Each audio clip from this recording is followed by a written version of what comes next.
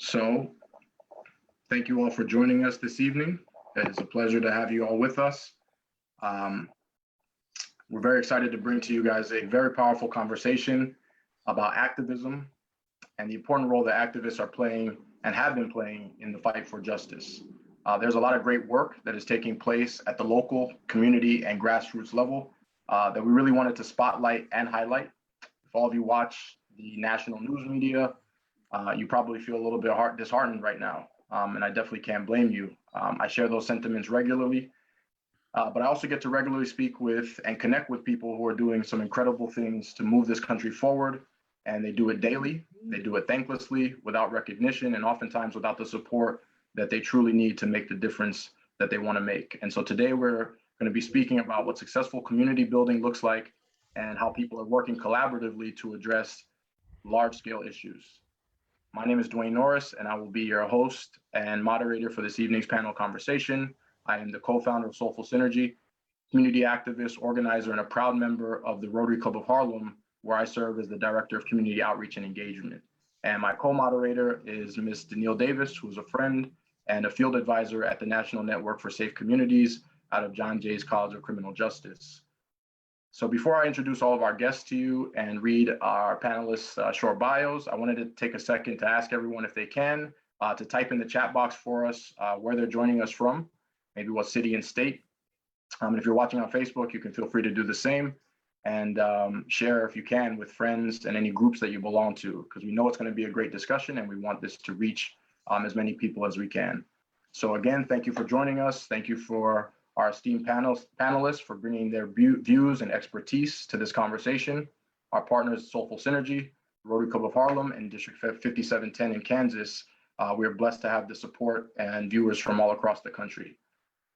We know this has been a very heavy week for many of us, especially the news that came out of Kentucky yesterday, which was hardly a surprise, but I don't think it made it hurt any less. The feeling that justice and accountability just seem to never be in reach for the families who suffer at the hands of police misconduct is difficult to swallow. And we want to acknowledge that many are feeling a mix of emotions as they enter into this conversation in this space tonight. So Danielle is going to lead us in a grounding exercise and help us to frame up this unique conversation that we're going to have tonight. And then I will go into reading some information about each of our panelists and share with you all. So Danielle. Thanks so much, Dwayne, and it's wonderful to be speaking to the Rotary community again. The last time that we spoke, I acknowledged at the beginning that this had been a very difficult week and a difficult month and a difficult year. And unfortunately, that is still very much true. And I want to acknowledge that for everybody who's doing this work from a variety of different perspectives, that this is a very challenging time. There's a lot of heartache. There's a lot of devastation that people are feeling. And what I'd like to do, if you all will indulge me, is borrow an exercise from my work that I've done as a rape crisis counselor to just center ourselves with some breathing. So just very quickly, if you all can try to get comfortable in your seats, try and sit with your back straight, roll back your shoulders a little bit, feet on the floor if you can.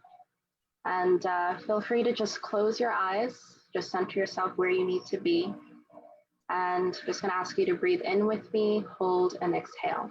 So first one, if you'll breathe in through the nose, hold,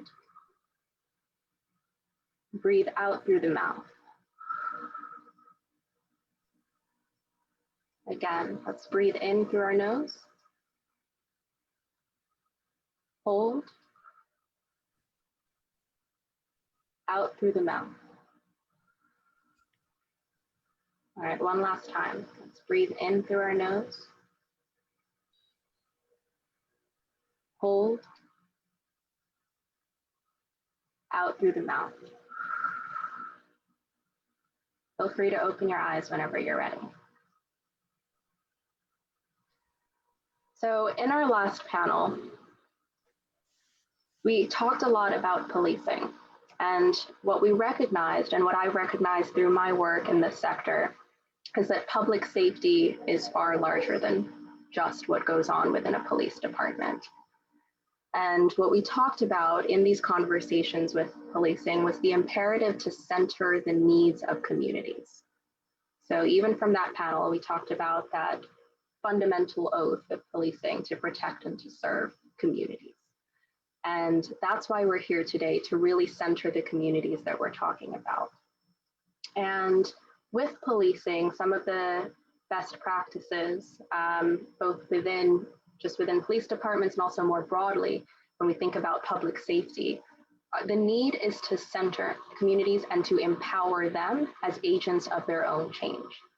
So at the National Network for Safe Communities, we do a lot of work in violence prevention and in public safety, but the reason we're named that way is because we fundamentally believe that communities are strong, communities are healthy, they are vibrant, they are resourceful, they are resilient despite everything that has been thrown at them, and they deserve to be empowered to protect themselves. And in this work, we must recognize why community empowerment and why community activism are even so necessary still in this day and age. And it takes us back to acknowledging a lot of the harm that has transpired in communities across our country, especially communities of color and especially Black communities. So when we look across our nation, people like to use a lot of different words, whether it's inner city or at risk or minority or marginalized or disenfranchised. Communities did not do this to themselves. The reason why we have communities across our country who are experiencing high levels of violence, who are unable to access some of the employment opportunities that may be available to others, who live in areas that we might even consider food deserts, where it's difficult to find nutritious food just to be able to sustain themselves and their children, their families. That is because of a history of deliberate institutional harm. And this has taken many different forms. In our last panel, we did talk about policing and the importance of acknowledging the history of policing. Again, we know that law enforcement is here to protect and serve. That's their oath that they take.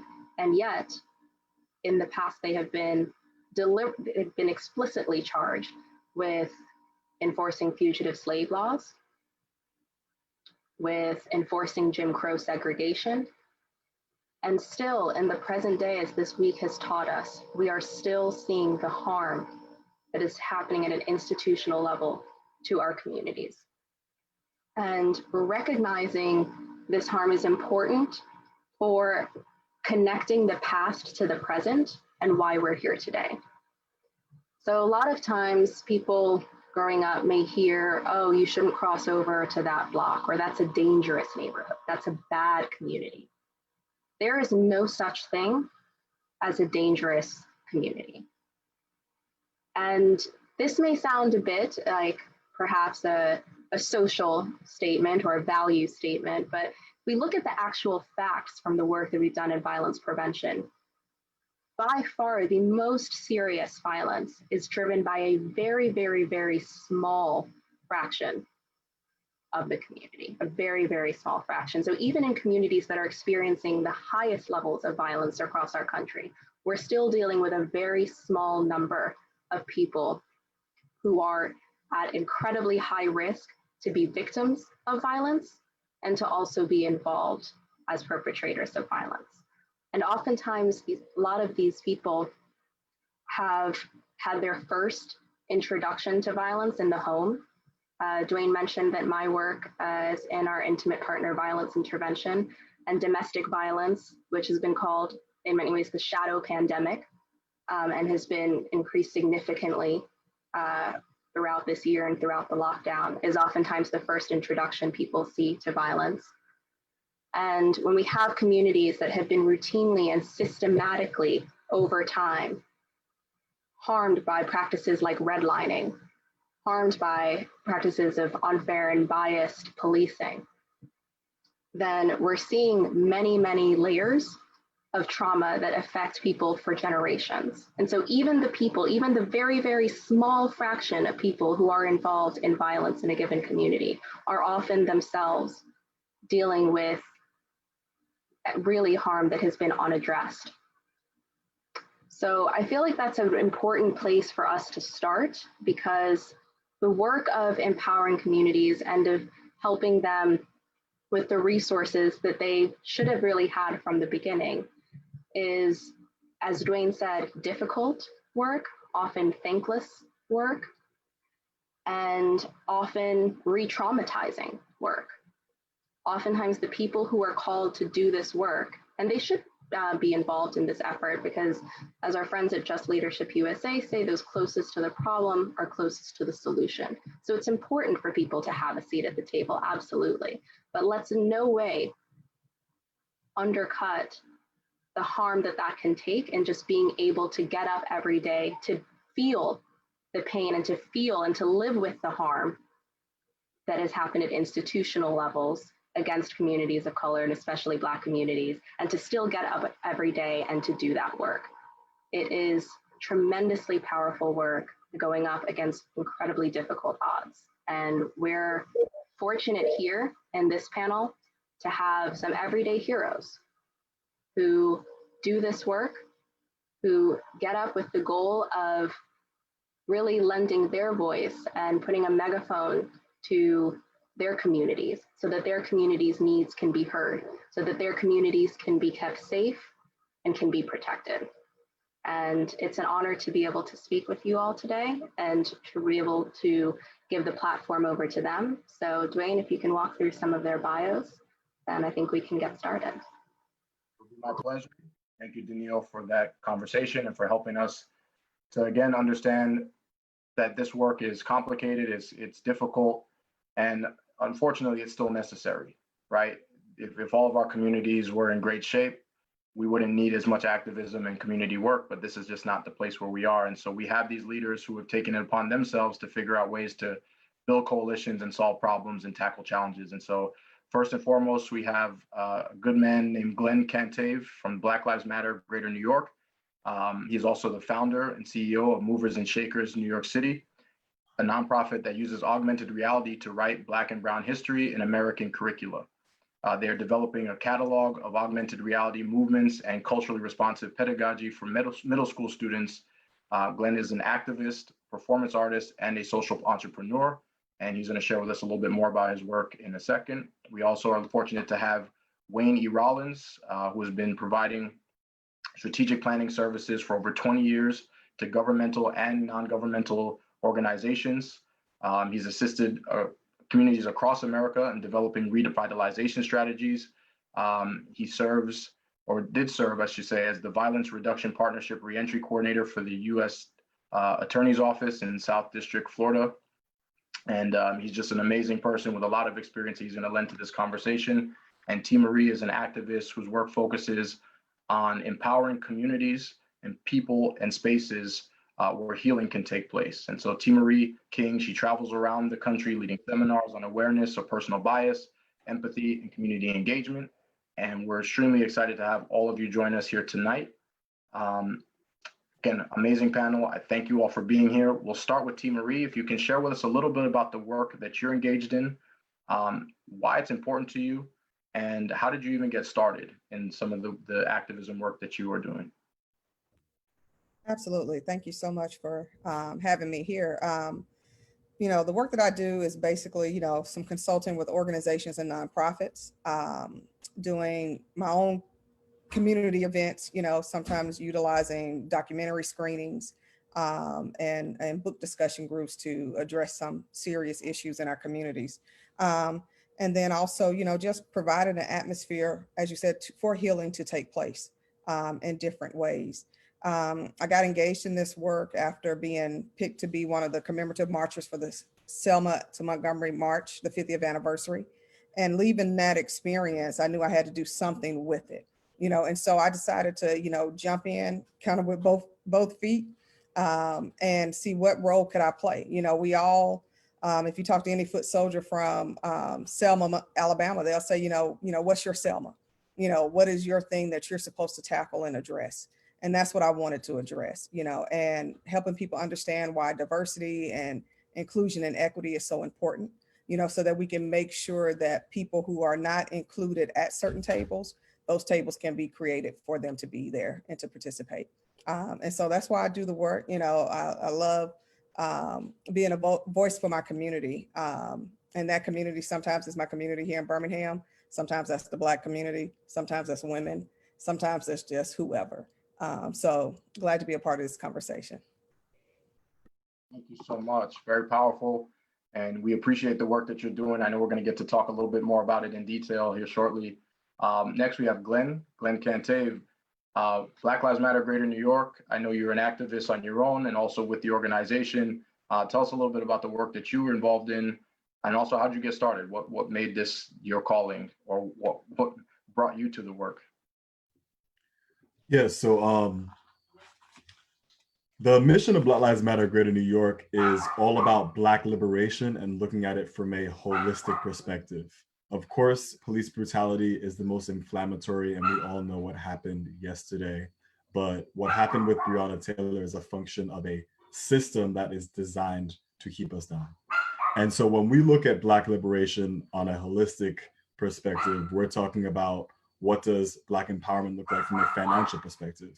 We're talking about the fact that, you know, the median Black income is going to hit $0 by the year 2050.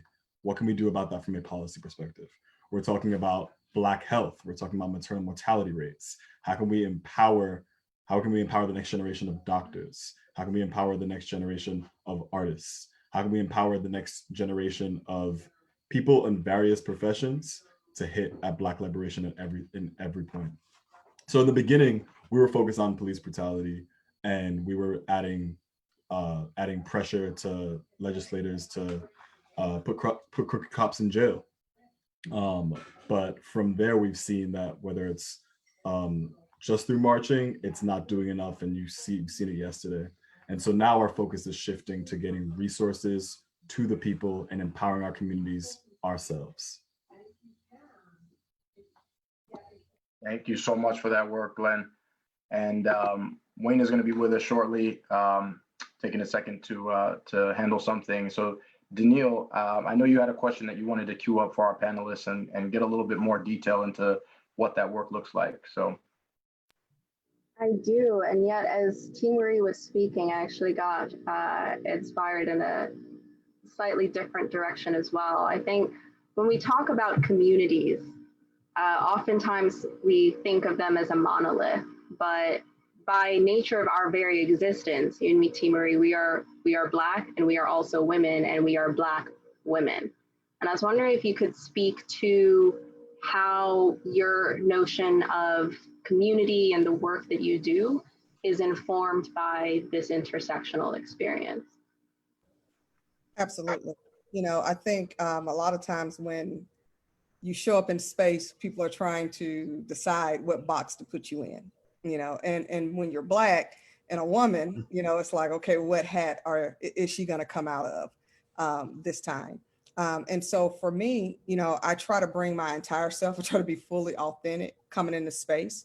But sometimes I have to lean heavy on that Black side, yet reminding people I am a woman, you know, and these things are important to me also. And then sometimes I lean heavier on the female side and say, you know, well, as a woman, this is important to me, but also because I'm Black, you know, and I think it's important that, you know, we recognize the different intersections that we do show up in, and how can we lean in and be that voice.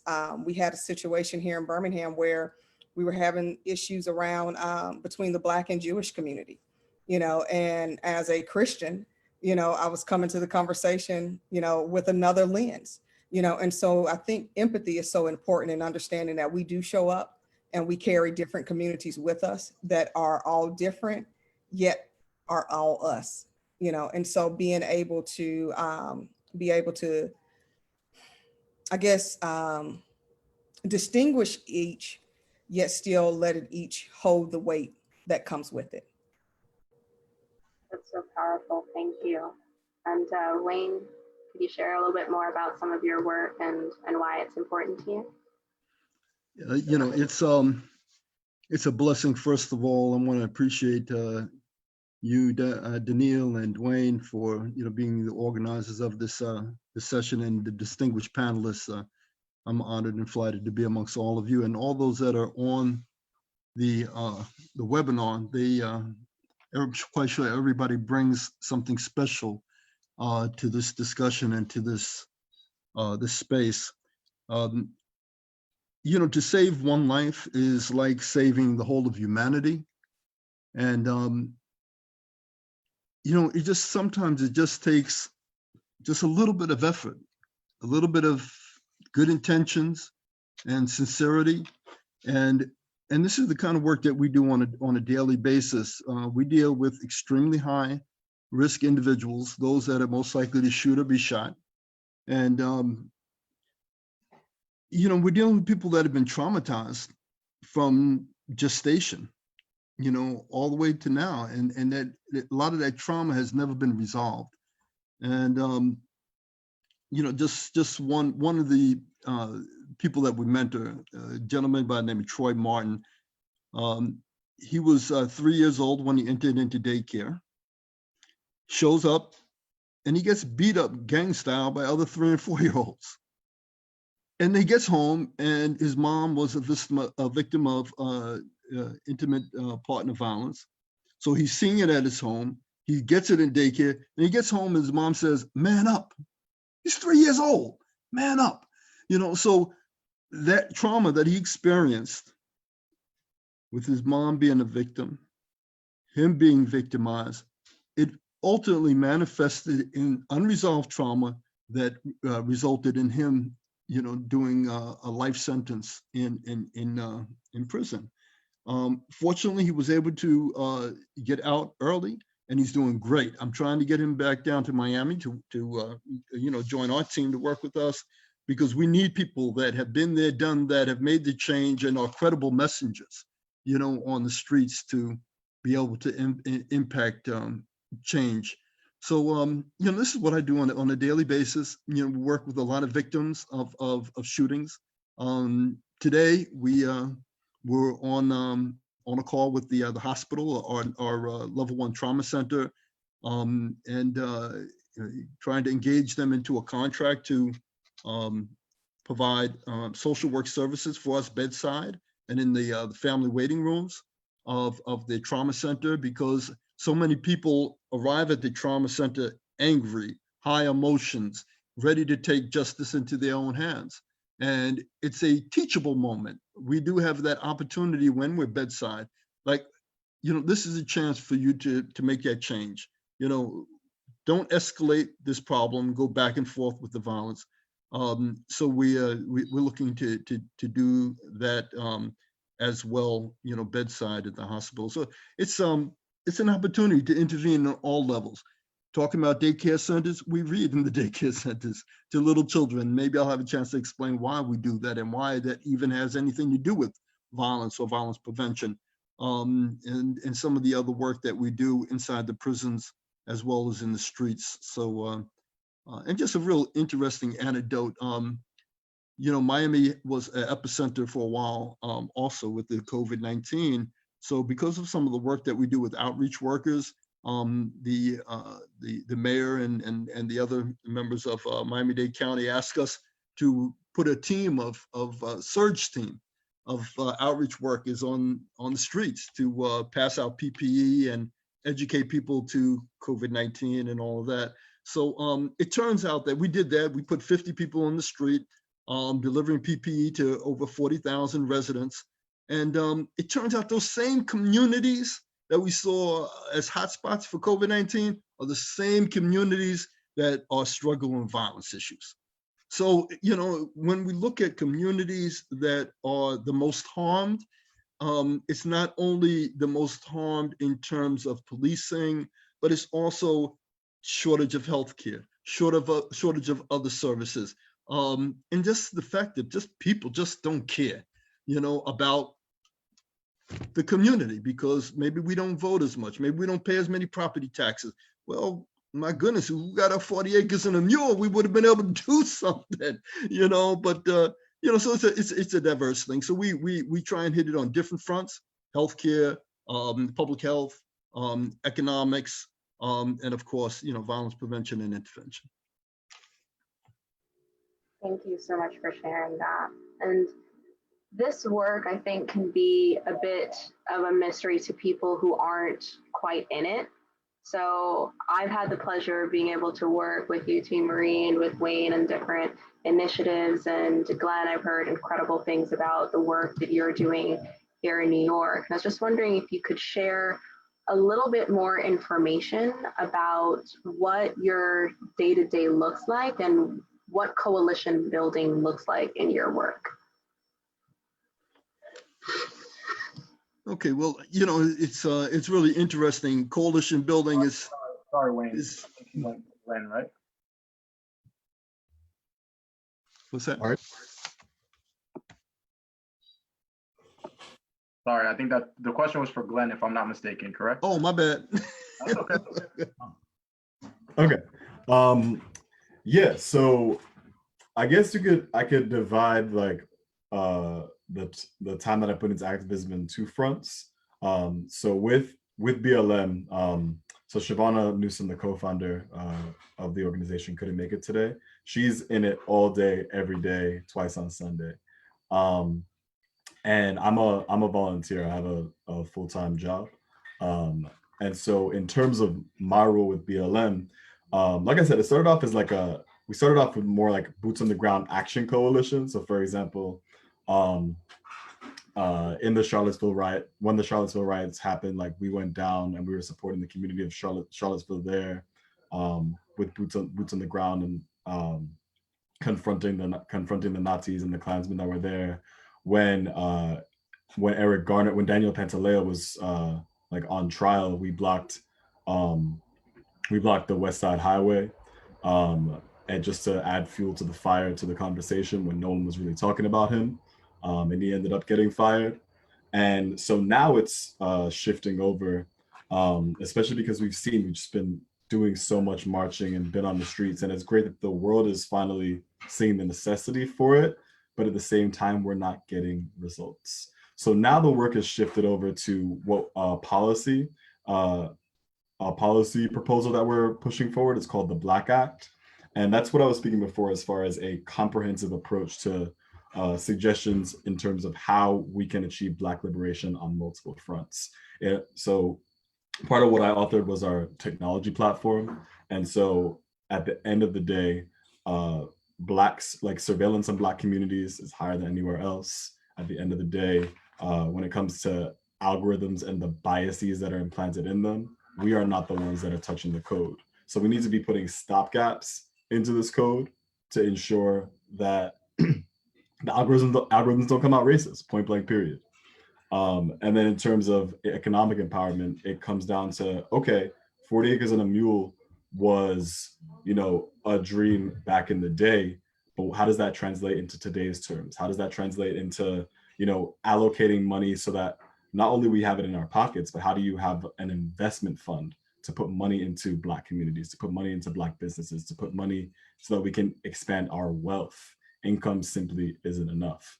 So those are a few of the things that I do with that. And then with Movers and Shakers, we're building out culturally responsive pedagogy that speaks to the history of women, people of color, the LGBTQIA+ community, and we're putting it into schools. And so for those who aren't familiar with augmented reality, it's like people know Pokemon Go or the Snapchat filters. You have a cell phone, and with your cell phone, you can point and shoot and see different monuments that pop up that tell these stories in digital format and in a way that's entertaining for children, but also tells the stories that they need to hear. Because at the end of the day, I wasn't seeing myself, and I'm sure a lot of y'all didn't see yourself in the textbooks, aside from chains, right? You learn about Christopher Columbus, they talk about the boats, they don't talk about the slaves at the bottom of those boats and they're going back to Spain. So just adding context in a way that captures kids' attention and that's engaging is what I do in terms of my full-time work. But yeah, but Vonnie and Hawk are all in, boots on the ground every single day. Maximum respect for them. Thank you so much for sharing that. And for anyone who's not familiar with the 40 acres and a mule, back in the Civil War, this was a promise, actually, that General William Tecumseh Sherman, sorry, as a history major, offered to enslaved persons if they would fight for the Union Army. And there were many Black people who fought in wars throughout this nation's history, including the very first revolutionary, well, not the very first on our soil, but in terms of our identity as an American nation, the Revolutionary War. But this particular war and fighting for the unity of the country, that's what they were offered. And 40 acres and a mule back then, pretty agrarian setup. And the idea here was to economically empower people with the most rich resource at the time, which was land. The promise was unfulfilled.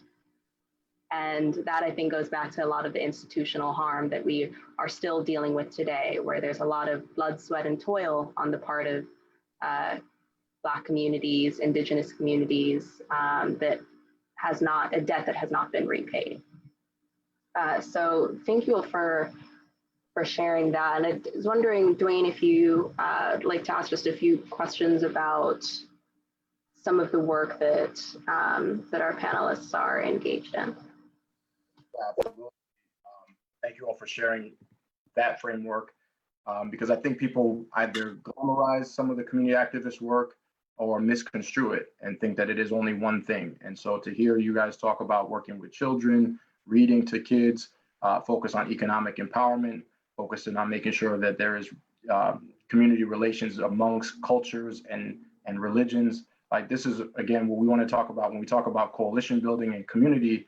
It is about how do you bring as many voices to the table around the common issues, around the common causes, and the things that we care about to move progress forward. So I wanted to ask, starting off with Wayne and going around, how should community support look to organizers or activists, and those of you who are quote unquote on the front lines? What type of resources and access have you found that's been most beneficial to supporting your work? Yeah, strategy development. You know, if you don't have a strategy, that at best, the only thing you can do is react to somebody else's strategy at best, or you just become a victim of someone else's strategy. And that's my concern for a lot of the movements that are taking place today, that they don't have the well-defined strategy, or if they do, they're not articulated to others that can help them in fulfilling that strategy. So we find ourselves in a reactionary mode. So when something happens, next we react to it. And you see, the thing is that the quickest point between the quickest between 2 points is a straight line. So if you have a strategy and you're trying to get to point B and you're in point A, anything that takes you off of that straight line is going to deter you from reaching your goal and your strategy. So your objectives. So it's really critical that if you do react to someone else's strategy, it is a part of your strategy. That if this happens, we're going to do this because that will help us advance us this way. Otherwise, we're always jumping from here and there and not have any comprehensive plan, any comprehensive tactics. Let's say I say that I'm in Miami and I want to drive to California. I don't have GPS, I don't have a map, and the tires on my car are balding, but I'm going to drive to California. Am I going to get there? Maybe eventually, you know, but it's going to be with a lot of hardships and pain. But if I have a strategy and I have a plan, then I can follow that plan and don't let the things that are on the side take you away from that straight path. Because if you're on the straight path, you'll get to your destination a lot quicker. All right, thank you for that. And I know that is the work that you do, which is creating those strategies for the coalitions and partnerships to implement.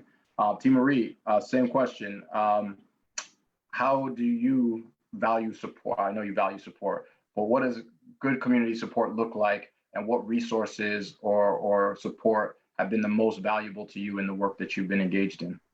I definitely agree with Wayne when he talked about strategy. I think that's something we don't see enough of nowadays, is that actual time to plan. But something that I found a lot of value in is relationship building. And relationship building is so necessary. A lot of times people think, oh, I don't need to know so-and-so, or that doesn't matter. But we can't get anything done. We get things done through relationships. You need something done, you need something to happen, you need that ball tire changed, you're probably going to call somebody you know that can come and do it quickly. You know, so I really value taking the time to get to know people and working with folks. And my thing is, it's very difficult to hate what you know. You know, so I kind of operate from the frame of, if you get to know me and you start seeing things that you may not understand about Black people or about women, you know, well, I know T. Marie, and maybe that's not fully true because I know her, or maybe I need to ask her some deeper questions, and I welcome that. I do this work and I tell folks, I say, I have no problem with you asking me those tough questions that make you feel uncomfortable so we can go ahead and get to the truth so we can get to change, but I think relationships are so key. And you need that person that can go into those spaces and tell the mayor or tell whoever's in charge, no, what's happening here is not right. This is why these folks are mad. And this is why this needs to be changed. So I think relationships are so key as we continue in this work. Thank you so much for that. I definitely agree. Coalition building relationships is literally how we get things done.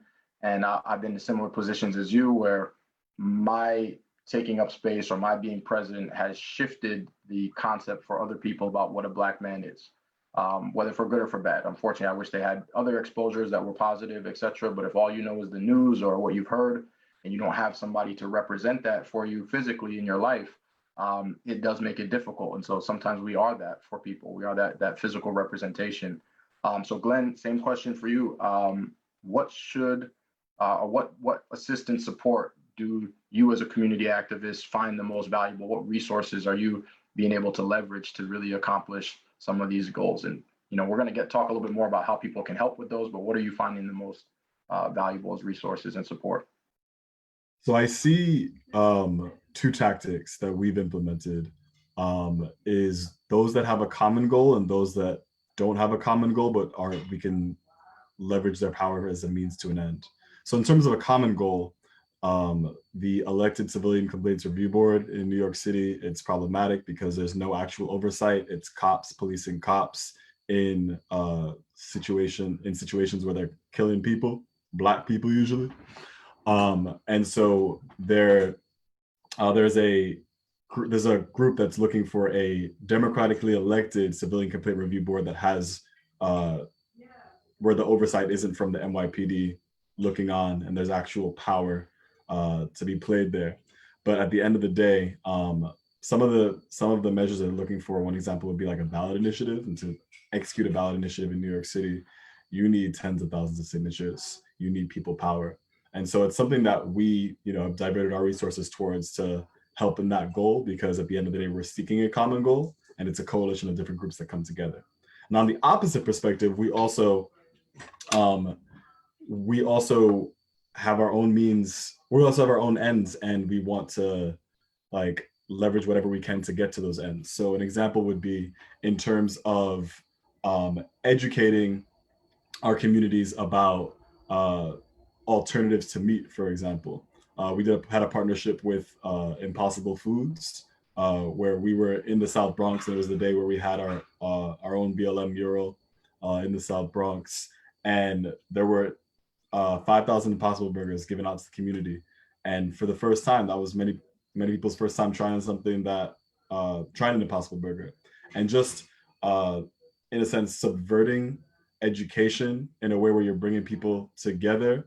And that Impossible Foods, their mission isn't necessarily about Black liberation, but they want to look good and we want to do good. So we merge together. So those are two strategies that we see and we've implemented. That is awesome. And one of the things I love, nobody here said specifically money, not that we don't need it, right? But when they talked about the support and the value of resources, it was partnerships, it was friendships, it was relationship building, it was collaboratives. And again, these are the different types of resources that can be brought together. It's not all financial support. And I love the fact that all of you put that above everything else, because that's what the work is. It's about relationships. So I know we touched on some of the community activism side as it relates to the maybe the organizing. I know, Daniil, we're going to touch a little bit about what public safety looks like through a community lens. So now we're putting community at the front. What does community safety look like, and maybe with police taking a lesser role? So Daniil?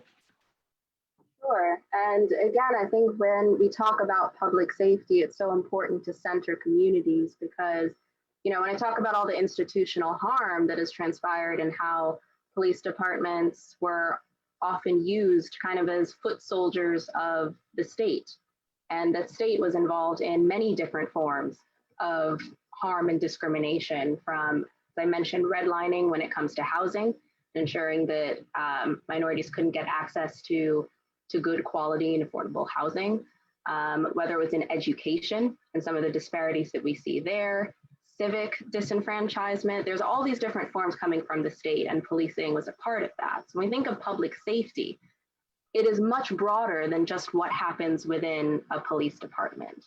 And something that a colleague of mine says a lot that I think really resonates when we talk about the importance of having community members as agents of their own safety. If you're being discussed in the room and you don't have a seat at the table, that's probably because you're on the menu. That's not okay.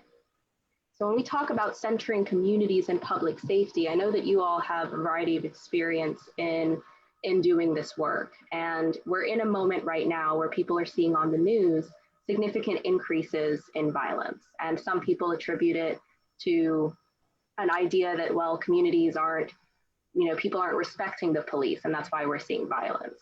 And what we actually realize from having done this work is that when communities don't have faith in protective resources and there isn't legitimacy of a lot of those institutions, that can help increase violence. But again, it's not just about policing. There's so much more to this. And so I'd like to get some of your thoughts. And I'm going to start with you again, Wayne, because I know you do some of the work on our violence interventions.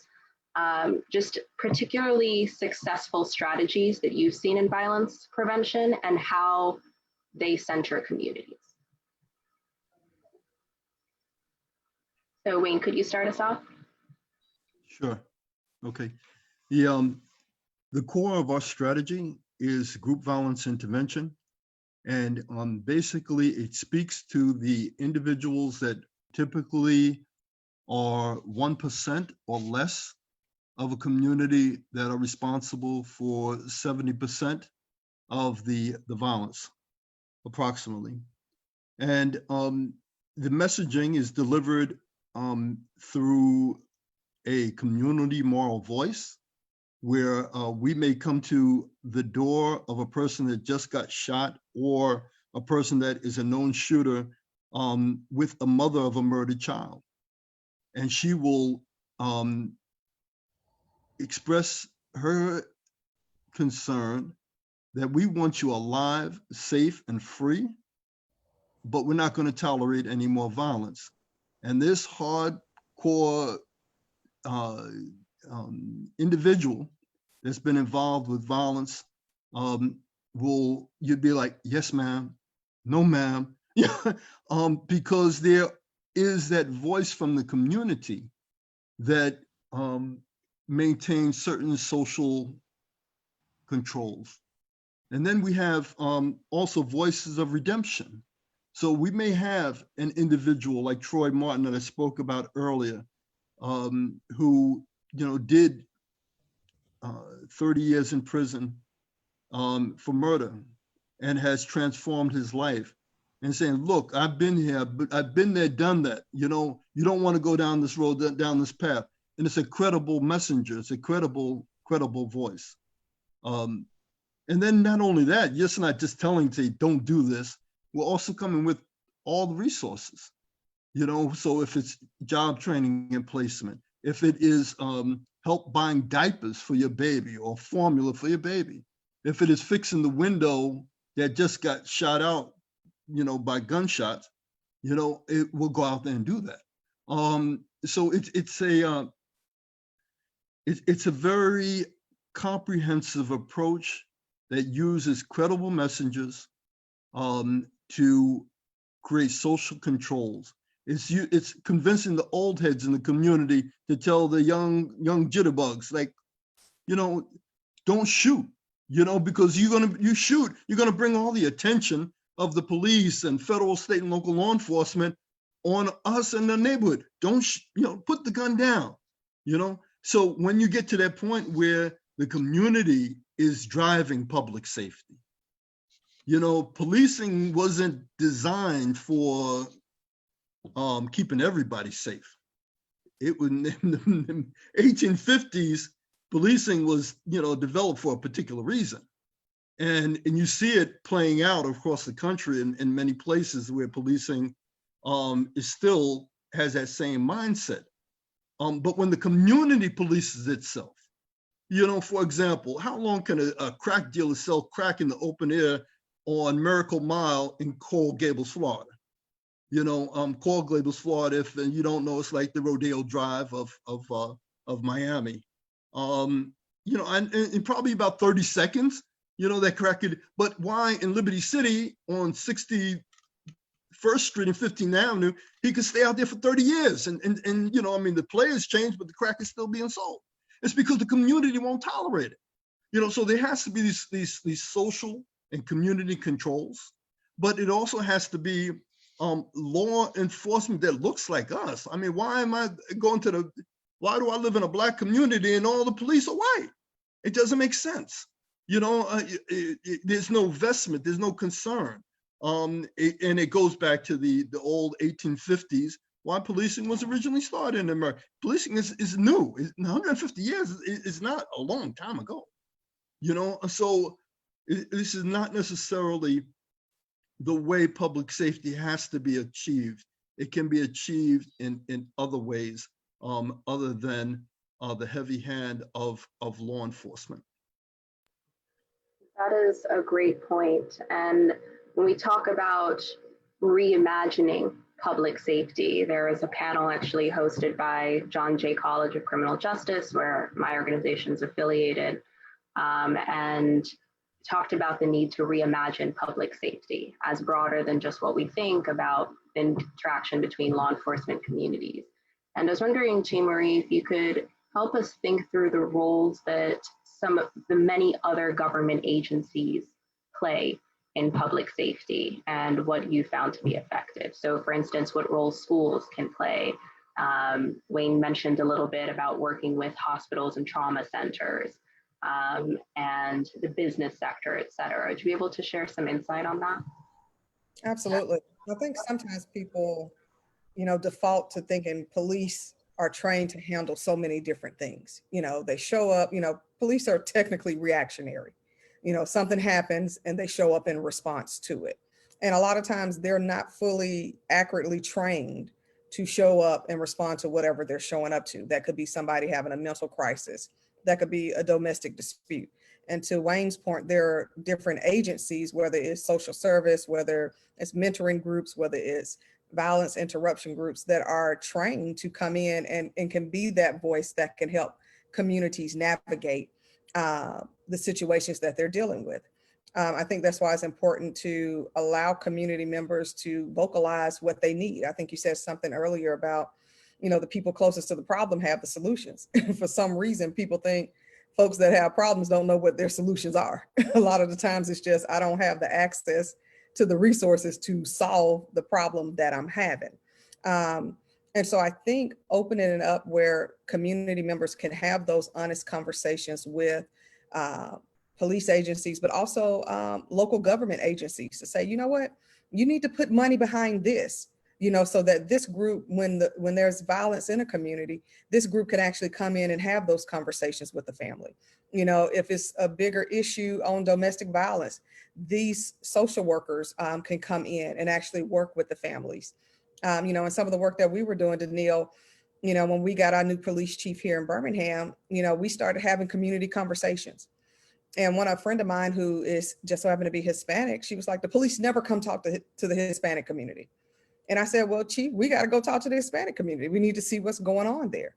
And we went and talked to them. And what we found out in Birmingham, that is 75% African-American, but greater Birmingham has about, give or take, 27,000 Hispanic residents. We found out that our police department did not have bilingual dispatchers. Just because we were willing to have a more serious conversation. So how are these people actually being fully served? You know, and then I also think it's important that some of our agencies understand the histories of policing in some of our communities. You know, how policing was utilized in the Black community, in Hispanic countries, so that people know there's a trauma that comes with our interaction with police. It's not that we just hate you just to hate you. There's a generational trauma that has been passed down that basically prompts us to respond the way that we do. Thank you for that response. A lot of good information that you both shared is the approaches to community safety and public safety, and how we need, again, to bring more voices to the table who have that at the core. Um, there's a lot of talk right now about the concept of defund the police, and many people get triggered by that term, and it makes their whole body shake, etc. Um, when you hear the word defund, Glenn, what do you hear? Or even to an extent, how do you defer or differentiate between defund and abolish, and the role that policing would play in either of those scenarios? I would say that defunding is something more incremental, and abolishing is something that's at the other end of the spectrum. And I think that even if in the conversation of responsible abolition, it's a process. So defunding is the first step in that process. So defunding the police means that instead of a reactionary response where you have people who are ill-equipped for many situations, it's a reimagination of even, well, actually first with defunding, it's hitting at agencies that provide social services that hit at the root causes of a lot of the issues that we see. And so an adequately defunded police department looks like a suburb. There are point blank period. There are other places that have adequate resources where you don't see levels of violence and crime like in certain areas. And it's because the actual town is designed that way. So if we're talking about defunding, you don't see tanks in rolling around in suburbs in Greenwich, Connecticut. It simply doesn't happen, right? So that's defund. Now, in terms of abolition, that's more of a reimagining of 911. So you look at whether it's Deborah Danner or Sahid Vassell, two Black people who had mental health crises and were murdered because the police that responded to them were ill-equipped. At the end of the day, when someone's having a crisis, there should be an option to, when you're calling 911, for someone who is trained, a social service worker, to de-escalate those situations. So Black Lives Matter of Greater New York and the Black Act is pushing specifically for different ways in which we can combat the variety of situations that someone with 6 months of training in the academy simply cannot and probably doesn't even want to do, right? And the final point is that we are launching a new organization, Black Ops, and Black Ops has a new concept called a peace officer. The idea is policing the police. If defunding isn't going to happen in a meaningful way, which we've seen in New York so far, and abolition seems like a pipe dream, we have to take matters into our own hands and record police and have people who are trained in self-defense to de-escalate situations so that we don't have more hashtags in our communities. That's very powerful. And I mean, the training that you mentioned last, there's some other things I'll touch on, but I mean, that is the history, right, of the civil rights movement, of the nonviolent movement, of everything. Is you had to be trained to do this work. And I know many of you have trained, and there's many people now getting involved in this work who maybe don't have the same level of patience and calm and poise or understanding of the law and their rights as you do. So I think that's really important, that training component, because we have a lot of new people that are getting excited about the movement, and some of the escalation and the things that we're seeing on TV that have shifted the narrative are in part because there's people that don't have that same temperament or control or training.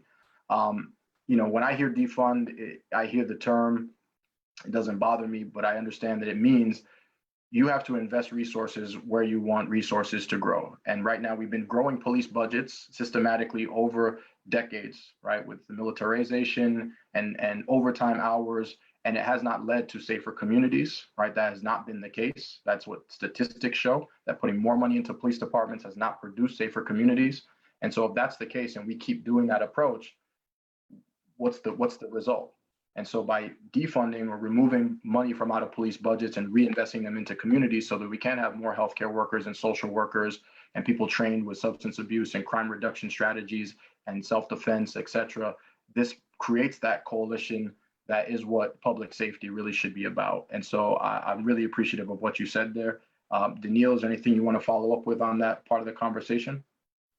Yeah, and I think a helpful way to think about this is to not necessarily approach public safety as this kind of zero-sum game, right? Where either money can go into policing or it can go into root causes. I think what we have to, when we talk about defunding, we have to consider that in the context that there's been, or defunding the police, in the context that there's been a systematic de-investment in all of the other factors that are supposed to help drive public safety, such as education, such as mental health resources.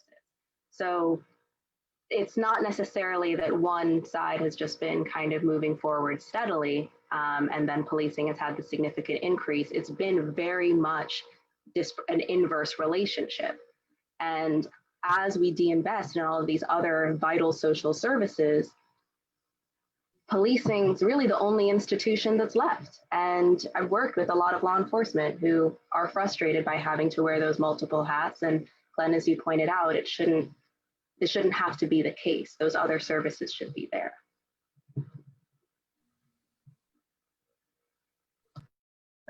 Thank you for that. So we're going to pivot a little bit because there's some incredible work that T. Marie is doing that is vital, right? We hear the term DEI, diversity, equity, and inclusion. You probably have heard it more in the last few months than you probably have ever heard it in your life, right? A lot of organizations are making sure that this is now a statement they're putting out or something at the forefront to talk about the fact that they are inclusive, that they believe in diversity.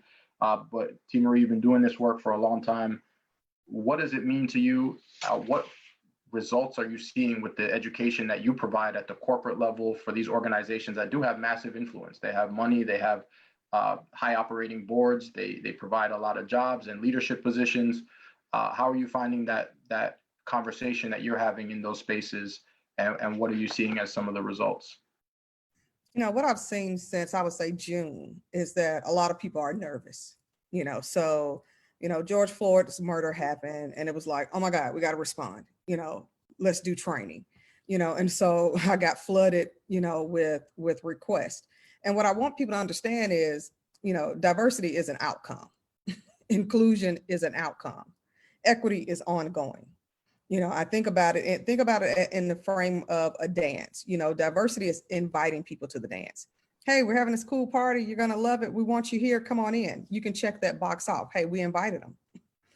Inclusion is like asking somebody to actually get up and dance with you. Hey, you're here. We want you to participate. Get up and dance. The song is good. This is the new hit. That's an outcome. You can check that off. But equity is allowing these other groups to actually come in and help you plan that dance. To say, you know what, I know you like that music, but we also listen to this. And we like this type of food. And actually, this venue would be more accessible if it was over here for more people like me to come and participate. So I've been trying to work with different organizations to not think about DEI as checking off boxes. I don't want you to do performative actions. We saw a lot of that where people started throwing up Black Lives Matter statements, and all of this. And it's like in murals. In Birmingham, we got hit with a ton of murals. And we was like, did nobody ask for this? We didn't ask for these murals. Okay, but you put a mural up and you have no Black people actually working in your company. What's wrong with this picture? And so I've been pushing people to really do 4 things that I always push. One, that's braving discomfort. This conversation is going to be uncomfortable for some of the population. It is. It's new to you. Your bubble has been burst due to a pandemic. You have to actually sit here and watch these things unfold with George Floyd, Ahmaud Arbery, Breonna Taylor, and so many others. So you're stationary. You have to deal with it. Now it's like, oh my God, is this what they've been talking about? Yeah, that's what we've been talking about. Now you actually have to do something. So you got to brave the discomfort. You also got to do some deep listening, do your own education. You can read Right Fragility and How to Be an Anti-Racist. That's great. Do that. But I also need you to listen to communities, those who are being oppressed and harmed and traumatized. Listen to them, and not just listen, believe them. Trust our stories. Then you have to get proximate. I already said that. But one of the things that I think is so key, that is the center of my work around inclusion and equity and diversity, is you got to do that self-reflective work. You got to deal with your own biases of why you see those people like that. Why do you continue to other people? Why do you label and stereotype people? Is it because it makes you feel comfortable about who they are? You got to do that heavy lift, that hard work, have these hard conversations with your families, so that your children grow up understanding where we are in society. And for organizations who just feel so uncomfortable, I always tell them, and I heard somebody say this, and they said, don't get salty if it needs a little salt. I don't care how diverse you think your organization is. I promise you, somebody is being missed. So keep having those conversations, keep engaging in it, keep braving the discomfort so that we can actually move towards equity. That is so powerful. Thank you. Danielle, go ahead. That was powerful. And there's a lot in what you said that I think is valuable for companies to recognize in terms of how they structure their power and how different organizations. And it's not just the private sector, right? This is relevant for the public sector. This is relevant for nonprofits. This is relevant for nonprofits who are involved in social justice and racial equity work. We need to be cognizant of the power we have. Self-accountability isn't necessary for any accountability as well. And recognizing how to share our power and our voice. So thank you so much for that. And just speaking of, sharing our power and our voice, Wayne, I'd love to get some of your thoughts on just the importance of civic engagement in a community, what that means for you. Oftentimes we think about it in terms of voting, and that is a critical piece, and welcome to speak to that as well, but how you see civic engagement in different forms and why it's so important that we do that. Okay, yeah, I want to share with you one of the initiatives that we did inside the South Florida prison.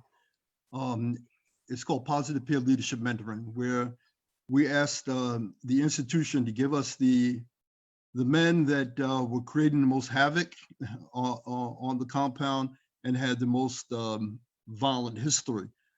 And we put them in the room and we taught them strategic planning. And one of the things that they came up with was that they wanted to impact their families and their community from inside the prison. They were starting to see their children now doing some of the same behaviors that they were doing and following the same path. So they wanted to make a difference. So the idea was, let's do the in-prison gang prevention summit. We're going to bring in directors of departments, CEOs of non-governmental organizations, and others, and bring them to the table, along with the men that were in the Positive Peer Leadership Mentoring. So you have people that were in for murder, carjacking, the like, sitting down there with the leadership of Miami-Dade County, and the men in prison are a voice that are not normally heard. So by giving voice to them, they were able to bring some of the most amazing ideas. One kid, and I don't want to talk too long, but one kid was he was 15 years old when he went in. He was serving, he had served 20 years. And he said that if only I got a call once a week for 5 minutes, it would have changed my life. It would have changed my life. I wouldn't be here. I wouldn't have murdered someone. So sometimes it's just that little reaching. And everybody on this call, I don't care if you're in the CEO in the ivory tower, or you're the bagel on the street corner, you can make a call 5 minutes to encourage somebody to do the right thing, and just let somebody know that you care, or just to listen to them. So the in-prison gang prevention summit was an amazing idea they came up with by giving them the power to strategic plan, and we helped them to implement it. Thank you so much, Wayne. And Glenn, same question to you, actually. How you feel that civic engagement makes a difference in our communities, and how people can play their part. Yeah, it's everything. I think that the fact that Joe Biden has to surround himself with Barack Obama, a black man, and Kamala Harris, a black woman, speaks volumes to the power that we have as a community. And I think that the problem lays in the fact that the Democrats take us for granted as a voting bloc. And so there needs to be a higher standard in terms of what we're looking to accept. We understand that in a lot of cases that Republicans don't have our interests in mind, but neither do Democrats. And so there needs to be a process of re-education that happens in our communities where instead of when we hear Joe Biden's lift every voice plan where he's just pandering to us literally, we need substantive demands that we can agree on a holistic level. And then at the same time, at more local levels, I mean, there needs to be education and greater education in terms of understanding the power of a local district attorney, in terms of how people need to understand that the district attorney has the power to, have your case tried if you're hopping a turnstile, or let you go, and any sort of broken windows policing like that, at its core, like that's the role of a district attorney. And that same logic applies to every position on the local block. If people had a greater understanding of the direct effect that our local officials had in our lives, more would happen. But then at the same time, what we also need simultaneously is brokering for power so that we can have the freedom and the time to actually mobilize. It's really a chicken and the egg scenario. And quite frankly, that's where the allies need to come in, and white allies need to educate their communities so we can have the critical mass of numbers to push legislation across the board. Because when you're working 2 or 3 jobs, you don't have time. So it's all those things. Thank you. And thanks for the point about local elections. As adds up, presidential election voter turnout's usually about 60%. Local elections can be as low as 5%. So everyone, please, whoever you vote for, make sure to exercise your rights to vote. And complete your census, please. So Daniil, would you like to take one of the first questions from out of our audience chat box? Sure. So thank you everyone for a lot of the questions that you've asked. We're going to try to consolidate some of these since there are some similar themes running between the chat and the Q&A. But the first question I'd like us to talk to is really about, I'm not able to see it right now here, but actually, Wayne, you flagged me for it. So as a woman of color, this is the question, it often feels so overwhelming with everything going on. I don't want to feel helpless. What are things we can do to maintain our mental health? And so that's for people in the community. And I think also for those of you who are doing the work, Glenn, T. Marie, Wayne, how you all take care of yourselves, because this is very traumatizing work, and how you recommend other people can take care of themselves in this difficult time. Self-care is extremely important. You can't continue in this work if you're not, and be valuable and make true change if you're not taking care of yourself. I have non-negotiable nights personally. I have nights that's it. I'm not talking about anything of the serious nature, not that I'm not still in tune, but to take care of myself. I have times where I just have to unplug. And I let those that I work with know that, this is what at night, a few years ago, it used to be my Scandal night, when Scandal came on, that's what I'm watching television, leave me alone, I'll pick it up later. I also get in nature, go out for walks, just taking in creation. And I do some things that have no productivity value at all, that adds nothing to society. It's just things that I enjoy and it keeps me uplifted. So I think we have to find those things that encourage us and keep us going, take time to self-care, and of course, eat right, drink water, all that good stuff.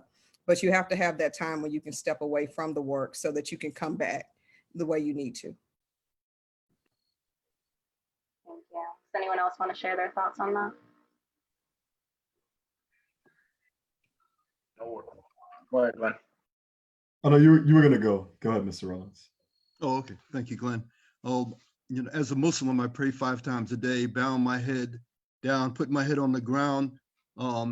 It relieves, the stress from that I incurred from the last prayer to the next prayer. So that's my way of healing and listening. Take time to listen, even to your young children. Or if you don't have young children, your nieces and nephews. Just enjoy the people that are around you by listening to them. So those are a couple of things that I do. So I meditate every day. But aside from that, something that my mentor put me onto was a content diet. So in the same way, like how you eat affects your body, what you see and what you hear affects your mind. And so if you can be mindful of, 2 minutes of positive content for every minute of negative content is a positive rule of thumb, especially because there's all of this trauma porn that is inundated in our social media. It can get to you in ways that that won't be at the front of your mind. So that's a major thing, just being aware of that. And especially because we're on Facebook, I'm urging all of y'all to watch the movie The Social Dilemma. If you haven't, it just speaks to that as far as just being inundated with content and being addicted to it in certain ways and how these platforms are controlling us.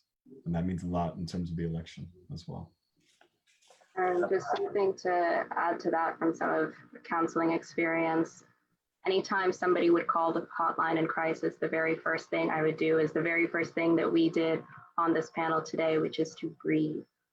Never, ever underestimate the importance of that. So everything that Glenn and T. Marie and Wayne said, and also please remember to breathe. And there are resources available. Anytime, like I grew up first generation Caribbean, therapy wasn't exactly a well said word in our house, but I mean, I'm at the point where I'm just bragging about things that, and tools I learned from therapy. Whatever you access, whatever source of resources you use, don't hesitate to reach out. There should not be a stigma around that. You are resilient. It is okay to reach out for help. Dwayne, you want to take the next question?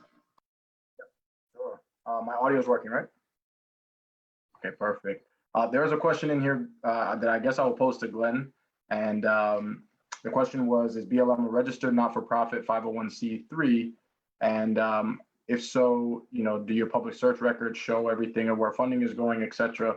And you could even give the fact that, the organization that you represent is not the same as the maybe chartered organization that many people might be familiar with on the national level as well. Yeah. So the organization that I work with, Movers and Shakers, we're a registered 501c3. At the moment, Black Lives Matter of Greater New York is not in the Global Black Lives Matter network, and currently not a registered 501c3. Okay, very good. T. Marie, the question came up about, is DEI something that Rotary should have? So Rotary International, if you're not familiar, is a global force in the world for doing great good and community service work. We are potentially the largest service organization in the world with about 1.3 million members across the globe. Do you believe that every institution or organization should have some form of diversity, equity, and inclusion work? And if so, or if not, what makes for a good organization that requires that kind of approach? I would say yes. Every organization needs to have these conversations, needs to have some form of, if not training, some type of restorative justice practice within their organization. So you make sure that, and it's not just to make sure that you're doing something. You may feel like you're doing things right, but it also keeps you on that temperature check to make sure you're still doing what you say your mission is. I meet a lot of people who have organizations that, our mission is eliminating racism. Our mission is whatever.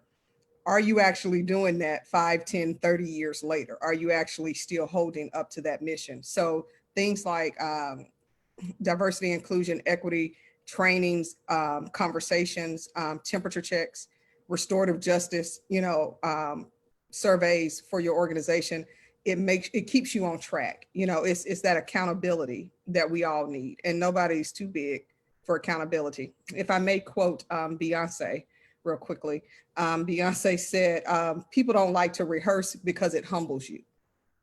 And I think we have to keep rehearsing how we treat others, how we see others, what our practices are, and making them greater. So yes. Great answer, and very vital.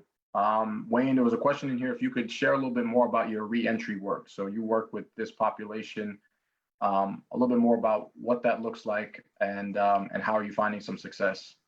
Yeah, one of the things we started back in 2004 was reentry fears. So basically what that involves is when an individual is within 6 months of their release, we will have them complete a needs survey. So what are some of the things, housing, job, whatever it is that they're going to need upon their transition back into the community. And then we will match their needs with service providers that provide those services. And in the COVID-19 environment, we're seeking to do this all virtually, but in the past, we'd bring those service providers into the prison, and so that they would start to be able to open cases for these individuals, so that when they come out, it's not a mystery on how they are going to have their reentry success. They already have a team of people that are working for this success before they get out. Because if you get in Florida, you get $50 on a bus ticket when you get out, no matter how long you've served in prison. $50 is not going to last you very, very long. So providing those connections before your release is a huge help for them. So that's one of the things that we do to prepare homecomers, returning citizens, for their reentry. Incredible work. I actually had heard of an organization, as I was doing some research and looking around from the panel we did a few months ago on criminal justice reform, about the first 72. And they talked about how crucial that first 72 hours is to any returning citizen, what they need as support so that they are not falling back into those same habits and rituals, but what that support can really do to change the trajectory of somebody's life. So that's incredible work, and thank you for sharing that. I think this is a Glenn maybe type of question, and one I definitely have. We are seeing so much. I'm paraphrasing. There's a lot of this person put in the chat, so I'm gonna paraphrase a little bit for what I think they're getting at. But we've seen a lot of movement, a lot of activism, a lot of protests. How do you think it's moving the needle on police reform on a national level? And are there any victories or things that you see have been consistently across the board? I don't think we have. I think every department is very different, obviously, as we saw yesterday. And even what we've seen in New York, chokehold bans, no-knock warrants down in Kentucky, Denver, Colorado area looking to get rid of qualified immunity. So like every department seems to be taking a different approach. But what do you feel like the protests have added to this push? And do you think that there's some national consensus happening based on your view?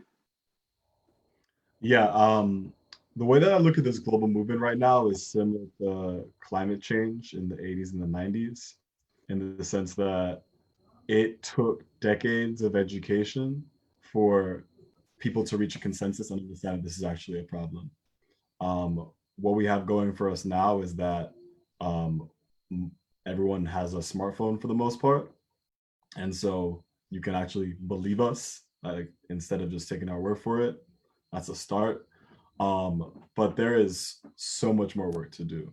The fact that every influencer, power athlete, Oprah, said Breonna Taylor's name and to the point where it was almost perhaps commoditized, and she still didn't get justice, speaks to the depth of power that we are up against. So I wouldn't say that we're anywhere close to a victory, but at least the process of necessary education has been accelerated on a scale that is necessary. Excellent. Thank you for that. Daniil, you have something to add? Sure. I think, first of all, it's just really powerful hearing you frame it that way, in terms of a lot of education needing to take place to get us to this movement. And I'm wondering if we can ask a little bit about some of the, whether it's organizations or other activists, aspiring allies, and how to deal with essentially when sometimes people will prioritize comfort of a dominating group over the lived experiences and the trauma of an impacted community. And so this gets to some of the concepts that are discussed in White Fragility by Robin DiAngelo. T. Marie, you mentioned that book is one of the texts people may look at. And the idea of how to deprioritize the comfort of a few people and their reluctance to feel shame or anything, and ensure that communities' needs are being met and are being centered. So T. Marie, would you be able to speak to that question a bit? You know, I'm kind of the thought, if you're not really ready to stand with us, then move out the way. I'm really like, get out the way, because, we've been waiting on you to get comfortable for centuries. We've been saying this, my brother over here, Glenn, mentioned, we have the cell phones, we're taking the footage, but, we were getting footage in lynching postcards. You know what I'm saying? We've always had footage. We've always had the receipts. We've had receipts for centuries. And because of comfort, you can go 99 years without knowing about Black Wall Street because of somebody's comfort of not wanting things to be shared. And those who are getting it, who are doing these studies, I'm asking you to continue to brave that discomfort, but step out there in action. We got to put action behind words. You saying you're an ally, great. Put it on a t-shirt for all I care, but show up at these protests, show up when it's time to vote, show up when your racist uncle doesn't need to be judged anymore. You know what I'm saying? Like, you gotta actually show up. And if you're not gonna show up, I don't want the performative. Just I'd rather know who you are and you be somewhere else, and let us continue to do this work, and hopefully somebody else will get it. So I want to see action behind the words. That's a perfect response, because we're actually going to close a little bit with each of you giving us a minute or so of what are the action steps that you feel like people can do to assist either the work that you do or the work that's happening as a whole. So we talked about voting, we talked about filling out the census, but we know that activism work requires so many hands on deck. It's volunteering to show up and hold that picket sign. It's volunteering to text and get people out to vote. I know Shavana, Black Lives Matter, does a lot of voter registration. It's going out and registering people to vote and mobilizing people. It's making phone calls and making connections and introducing people. It's finding people in your network to give money or donate money to causes. So what does that look like? We'll start with Glenn and work our way around. Some of the action steps that you feel like people can take in this moment to be supportive of the cause, more so than putting it on a t-shirt, as T. Marie said. Yeah. So outside of the reading and talking and listening, for our organization, we, as I mentioned before, we have the Black Act, and the Black Act speaks to liberation of Black people across all fronts. So if you Google Black Lives Matter Greater New York, you look up the Black Act, you can then find your local legislator. It applies to state, municipal, and federal level, and lobby and push. That's number one. And then number two, especially in New York, we are launching our peace officers coming up soon. If you want more information on that, also look up Black Lives Matter Greater New York. If you want to participate in cop watching, those are substantive steps that we are taking to move forward. Perfect. Thank you for that response. Wayne, same question. People want to get action steps. They want to get involved. What things can you suggest for people looking to participate? Number one, you have to have a strategic plan for yourself and a strategic plan for the organization that you are attached to. So that starts with a vision. So like when you ask the question about victories, well, what does that look like? What if everything that you are endeavoring to do is executed with perfection, what does that look like at the end of the day? You know, so you have to have a vision, you have to have mission, you have to have goals, objectives, tasks, timelines, and a way of measuring, you know, that strategy. So, you know, that's what I would say then. And if there's an organization that you're looking to get attached to and they don't have a strategy, we'll either recommend they get a strategy or move on to somebody else or start your own, because again, you'll be like that person that's trying to drive to California without GPS, a map, and ball ties. I wholeheartedly agree. Strategy is everything. And it's, you know, we can't do these random one-offs. It has to be collective, collaborative, strategic, especially in this time that we're in. And I love the fact that, again, so you guys have spoken on so many of those different tactics where it is a collective and holistic approach, where it's economic, it's health, it's education. We're bringing across these various sectors to strengthen communities and make them stronger, healthier, and safer, because it needs to be strategic. It cannot be the one-off approach, and money alone doesn't fix what we're going through. So T. Marie, same question, action steps besides a t-shirt. Your t-shirt is fire, by the way. Absolutely. You know, these are the right t-shirts. You know, I think, you know, I want to see people give up some seats. I want to see some sacrifice, you know, put some skin in the game, you know, move over and let somebody else come in and be that voice, you know, and help amplify those voices that are screaming out for justice. Voting locally, you know, there's a lot of attention on, you know, this big election coming up, which is necessary, but, you know, we have some municipal elections and local elections that are coming up, you know, and, you know, listening to folks when we have issues with our criminal justice system, we need to be looking at these judges. You know, is your police chief elected or appointed? You know, you need to know these things. You know, is your mayor not doing what they need to do? And they need to go. So actually showing up, you know, people need to remember that the absence of evidence is not the evidence of absence. So just because you don't see what's happening in somebody else's community, if they're yelling fire and saying this is what's happening here, trust those stories. Thank you so much, Tina, for that. And Close us out. No, sorry. I was just going to say, close us out with your final thoughts, again, action steps and final thoughts before we wrap.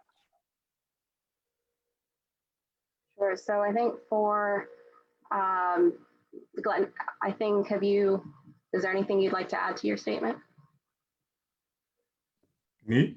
Yes. I wasn't sure if. Oh, it's okay. Okay. All right. So just in closing, T. Marie, I think what you said is so important in terms of believing. People don't need to show up with data charts and pages and pages of evidence, because the evidence has already been there. And something that we say in intimate partner violence and sexual violence community is believe survivors. And it's not just survivors of a specific kind of trauma like gender-based violence. We are all survivors of the many forms of institutional harm that we have talked about in our communities. So believing survivors is the first thing that we can do in this work. And there's so many ways to get involved. And I'm so grateful to all three of you for sharing the many ways that you lead this work. There are so many things that we can do, even to get involved in rape crisis counseling. The people in my training sessions were just everyday citizens who wanted to make a difference. And that's who all of us are today. And thank you so much for sharing your work. And I'll turn over to Dwayne to close us out. Echo those sentiments. Thank you for sharing your work. And I think what we learned, you know, through this conversation is that everybody here found a way to use their unique skill set to make impact. You know, Glenn uses his teaching and artistry to be able to find that voice. Wayne uses his, you know, strategic planning mind frame to be able to create, form, and strategize around plans and build coalitions. And T. Marie uses that powerful voice, that history that she brings, and how she ties that together for people, for them to understand the moment that we're in is not brand new, but it is something we are reliving because we're not changing our actions. And I think everybody has figured out a way to use the skill set that they have to bring impact to this conversation. But as T. Marie said, you also can use the space that you occupy to help this cause. If you are the community board leader in your local town and you see no diversity, equity, or inclusion on that board, that's an opportunity for you to now speak up. If you are the teacher in your school and you know that the history books that they're teaching are not right, as many of them are, that's an opportunity for you to step up, use the voice and the space that you occupy. You don't always have to be out there protesting to have a way for you to impact this issue, because it is what we're trying to do is create healthier communities that are teaching us all how to coexist together. We want safety, we want humanity at the forefront, and it needs to be a collective approach. And so if you are somebody who works in environmental work, right, environmental justice, and bringing your voice to those conversations and making sure that you're advocating for healthy, safe communities in terms of drinking water and air pollution, that's your opportunity to step up and be in this fight. And so I really value everybody who has come here tonight, not only as a panelist, but as a guest, as an attendee, as a supporter, as an advocate, because we need everybody, all hands on deck, to understand that this moment is pivotal. The trajectory that we're on as a country, I think we would all agree, is not sustainable. I don't think any of us want to live another 2020, but many people have been living a version of 2020 for many years. And this is an opportunity for us to look at that, really face what's been happening in this country in the mirror, and take the action steps needed to correct course. And I thank every single one of you for being here, for being brave enough to engage in this conversation, for lending your voice to a very important time in history. And let's continue to do the work. I thank everyone for being here, and our partners at Soulful Synergy, Rotary Club of Harlem, and Rotary District 5710 in Kansas. We cannot do this without you. And so thank you to my co-host and moderator, Daniil. Thank you, Glenn. Thank you, Wayne. And thank you, T. Marie. You guys have all been outstanding and amazing. And have a good night, all. Thanks, everybody. Take care. Good night.